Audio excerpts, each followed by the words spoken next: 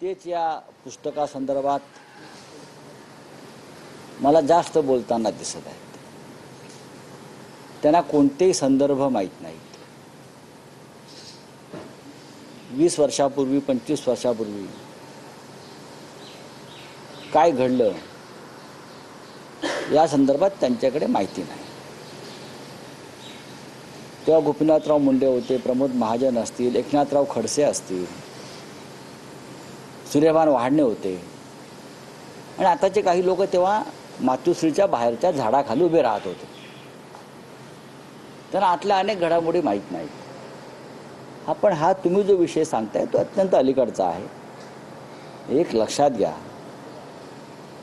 प्रत्येक विषयावर मी माझं मत व्यक्त केलं पाहिजे असं नाही।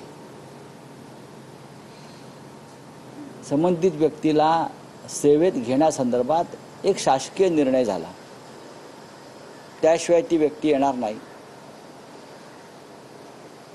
पोलीस अधिकारी म्हणजे पोलीस आयुक्त त्यावेळेतले असतील किंवा अन्य कोणी असतील, त्यांच्या शिफारशीशिवाय ती सेवेत येऊ शकत नाहीत। हे साधारण माझं त्या संदर्भातलं ज्ञान आहे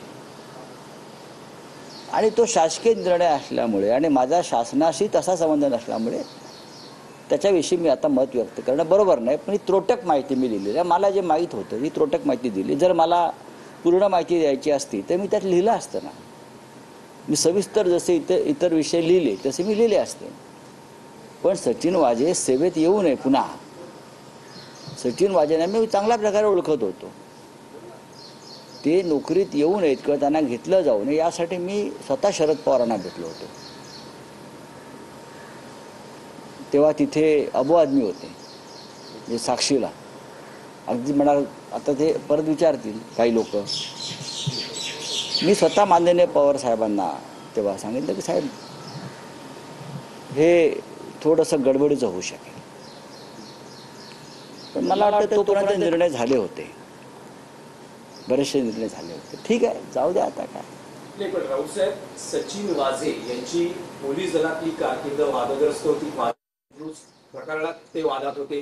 त्यानंतर निलंबित असताना ते शिवसेनेत IT सेलचे प्रमुख होते। फडणवीस शिवसेना भाजप सरकार जे 2014 ते 2019 होतं, ज्यात फडणवीस गृहमंत्री मुख्यमंत्री अशा दोन्ही जबाबदाऱ्या होत्या। उद्धव ठाकरे हे त्यांना फोर्समध्ये घेण्यासाठी आग्रही होते असं मला माहिती नाही। फडणवीसांनी त्यांना नकार दिला। मला या आपत्कालीन परिस्थितीत 2019 नंतर कोविडच्या परिस्थितीत त्यांना घेतलं गेलं। तुम्ही जे म्हणता आहात की समजा सचिन वाझेंना नोकरीत नसतं घेतलं किंवा त्यांना नाही घेण्यात आलं असतं तर काही महाराष्ट्रातले कटू प्रसंग टाळता आले असते। पोलीस आयुक्तांच्या शिफारशीशिवाय एक PSI नोकरी देऊ शकत नाही, एवढंच मला माहिती आहे। त्याची कोणीतरी पोलीस खात्यातून शिफारस केलेली आहे आणि त्यानंतर ते आलेले आहेत। सरकारने ते रोखायला पाहिजे, तेवढंच मी म्हणतोय। सरकारनं ती फाईल थांबवायला पाहिजे होती आणि मी गृहमंत्री नव्हतो किंवा मी मुख्यमंत्री नव्हतो, त्याच्यामुळे मी त्याच्याविषयी आता बोलणार नाही। राऊतसाहेब, आणखी काही विषय आहेत देश आणि महाराष्ट्राच्या संदर्भात, विशेषतः ऑपरेशन सिंदूर संदर्भात आहे की ऑपरेशन सिंदूरची माहिती देण्यासाठी भारतीय खासदार सर्वपक्षीय खासदारांचं शिष्टमंडळ हे परदेशात विविध देशांमध्ये युरोपला वगैरे जाणार आहे आणि तिथे ती भूमिका मांडणार।